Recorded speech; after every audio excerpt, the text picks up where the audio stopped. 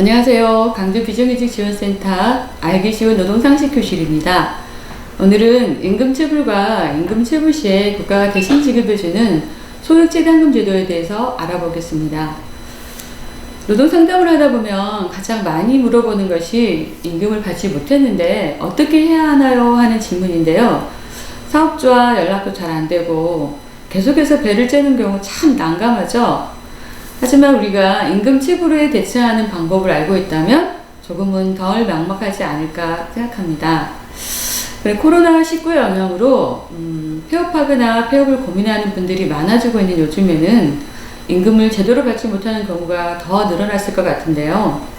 의도적으로 임금을 주지 않는 것이 아니라는 것을 잘 알기 때문에 고소하기나 독촉하기도 서로 민망한 상황에서 소액재단금 제도는 사업주나 노동자 모두에게 유용한 제도입니다.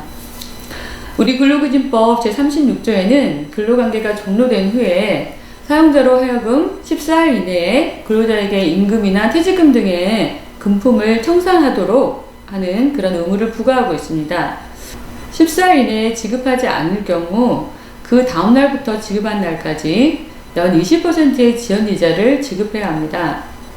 특별한 사정이 있어서 당사자 간의 합의로 임금 및 퇴직금 지급의 기일을 연장하더라도 임금 체불에 따른 처벌은 면할 수 있지만 지연이자의 지급 의무가 없어지는 것은 아닙니다.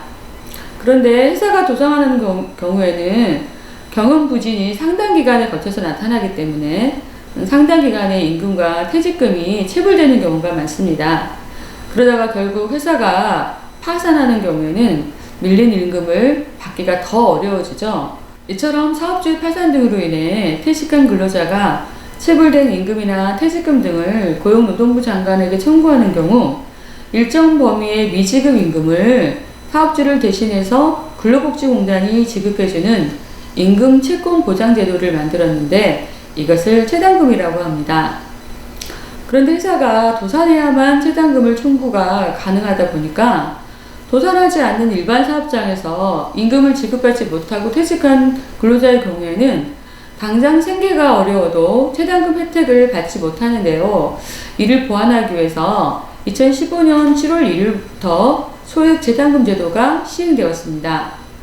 재단금은 회사 도산 시에 청구하는 일반 재단금 제도와 도산 이외에 청구하는 소액 재단금 제도로 구분되는데요. 신청 절차나 지급 금액 이런 것들이 모두 서로 다르기 때문에 주의해야 합니다. 오늘 이 시간에는 소액재단금 제도를 중심으로 알아봅니다. 소액재단금 제도란 사업주가 근로자에게 미지급 임금 등을 지급해야 한다는 판결문, 법원의 판결이나 이에 준하는 결정 등이 있는 경우에 기업이 도산하지 않았더라도 국가가 사업주를 대신하여 임금, 휴업수당, 그리고 퇴직금을 지급해주는 제도입니다. 최근에 법이 개정되면서 2019년 7월 1일부터는 기존의 400만원에서 1000만원까지 체단금 상한액이 확대되었는데요. 체단금의 지원 대상은 누구이고 또 어떤 절차를 거쳐서 얼마만큼 받을 수 있는 것인지 차근차근 알아보도록 하겠습니다. 먼저 체단금은 사업장 요건과 근로자 요건을 모두 충족해야만 신청할 수 있는데요. 사업장 요건은 근로자의 퇴직일 기준으로 산재보험 적용 대상 사업장으로 6개월 이상 사업이 가동된 기업이어야 하고요. 근로자인 경우에는 퇴직한 날의 다음 날부터 2년 이내에 체불임금에 관한 소송을 통해 확정 판결을 받은 경우여야 합니다. 사업장 요건이 산재보험 적용 대상으로 6개월 이상 사업을 영위해야 하는 이유는 체단금의 재원이 임금채권 보장기금에서 나오기 때문에 그렇습니다. 근로기준법상 근로자 1인 이상을 고용하는 사업장은 산재보험 당연 적용 사업장으로 의무가입 대상이기 때문에 회사가 산재보험료를 납부하면서 임금채권 부담금을 함께 납부하게 되는데요. 체단금 제도는 이 임금채권 보장기금에서 국가가 대신 체불된 임금을 지급해주고 지급한 체단금만큼 나중에 회사에 구상권을 청구해서 되돌려 받는 제도입니다. 그러니까 사업주 입장에서는 대신 지급해 준다기보다는 먼저 지급해 주는 것일 수 있습니다. 때문에 근로자 요건 역시 국가가 나중에 회사의 구상권을 청구할 수 있도록 임금 채권에 대한 법원의 확정 판결을 받을 것을 요건으로 하게 되는 것입니다. 법원의 확정 판결을 받아야 체당금도 신청할 수 있다고 하니 벌써부터 부담이 확 느껴지시겠지만 그런 절차 역시 무료 법률 서비스를 이용할 수 있기 때문에 크게 걱정하실 필요는 없습니다. 먼저 노동청에 임금체불 진정이나 고소를 하면 노동청에서 사업주를 불러서 임금체불에 대한 조사를 통해서 임금체불 확인 및 사업주 확인서를 발급해 줍니다. 이 확인서를 가지고 법률구조공단에 제출하면 되는데요. 임금이 월 평균 400만원 미만이라면 무료로 법률구조공단의 소송대리 서비스를 받을 수 있습니다.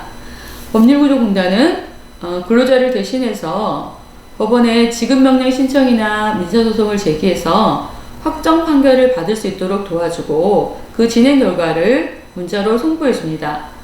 보통은 한 2달 정도 걸리는데요. 사업주가 체불임금에 대해서 이의를 제기하면 이보다 좀 더 길어질 수 있습니다.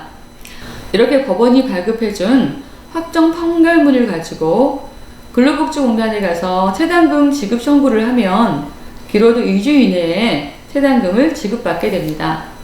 그런데 확정 판결은 퇴직 후 2년 이내에 해야 하고 체당금 청구는 확정 판결문을 받은 후에 근로복지공단에 1년 이내에 청구해야 한다는 점 꼭 기억하시기 바랍니다. 임금과 퇴직금의 소멸시효는 3년입니다. 때문에 사정으로 인해 임금 채권 소멸시효가 얼마 남지 않았다면 노동청 진정에 앞서서 먼저 내용증명을 통해서 시효를 중단시켜야 합니다. 내용증명으로 사업주에게 임금을 지급해 달라는 최고 통보를 한 후에 6개월 이내에 재판상 청구를 하게 되면 최고를 할 때로부터 소멸시효가 중단되고 재판이 확정되면 확정된 때로부터 소멸시효가 10년으로 새롭게 시작됩니다.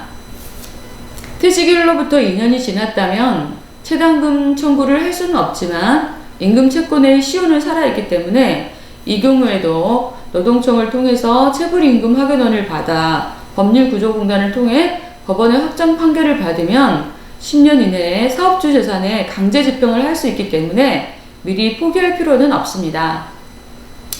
그러면 체당금은 얼마까지 지급받을 수 있을까요? 체당금으로 체불된 임금 전액을 지급받을 수 있다면 좋겠지만 체당금은 근로자들의 시급한 생활 안정을 위해서 만들어진 것이기 때문에 체불 임금 중 지급해주는 돈의 범위가 한정되어 있습니다. 법률상 최우선 변제 조항의 조건에 해당되는 퇴사 직전 3개월의 체불임금이나 휴업수당 그리고 최종 3년분의 퇴직금이 대상인데요. 각각 한도는 700만 원까지 있지만 이 두 금액을 합한 총액이 3만 원을 넘지는 못합니다. 예를 들어서 최종 3개월분의 체불임금이 750만 원, 3년분의 퇴직금이 500만 원으로 총 1250만 원이 체불되었더라도 체당금으로 임금은 700만 원까지는 받을 수 있고 총 한도가 1000만 원이니까 최종 3년치의 퇴직금도 300만 원까지만 보상해 준다는 얘기입니다. 그런데 회사가 파산을 할 정도로 어려운 조건에서는 몇 달씩 임금이 밀리는 경우가 많은데요. 만약에 어떤 회사가 매달 100만 원씩만 지급하고 100만 원씩을 체불해 왔다면 이 경우에 최종 3개월치의 체불임금은 300만 원에 불과하게 됩니다. 때문에 이처럼 사용자가 급여를 일부만 주면서 계속해서 체불을 발생하는 상황이라면 반드시 먼저 체불된 임금부터 온전히 체불 나가야 합니다. 이럴 경우에는 즉시 이의를 제기하고 사용자에게 기존에 이미 밀렸던 임금부터 지급한 것으로 처리해달라고 꼭 요구해야 됩니다. 밀린 것부터 채워나가야 나중에 불이익이 없습니다. 이렇게 소액 체당금 제도에 대해서 알아봤는데요. 체불임금 노동자에게 큰 도움이 되는 건 사실이지만 근로자의 급박한 생계비 보장이라는 목적에 맞지 않게 총 처리 기간이 한 달 정도 소요되는 것이 조금 단점입니다. 그런데 다행인 것은 노동청 단계에서 법원의 확정 판결 없이도 바로 근로복지공단에 체당금을 신청할 수 있도록 처리 기간을 2개월로 단축하고 퇴직자뿐만 아니라 최저임금 120% 수준의 재직자에게까지 확대하는 방안을 지금 개편 중에 있다고 합니다. 이와는 또 별개로 최당금 신청과 상관없이 임금 감소나 임금 체불 시에 노동청에서 3천만 원에서 최대 5,700만 원까지 연 1.5%의 저리로 생계비 융자 제도를 운영하고 있는데요. 이 역시 활용해 볼 수 있겠습니다.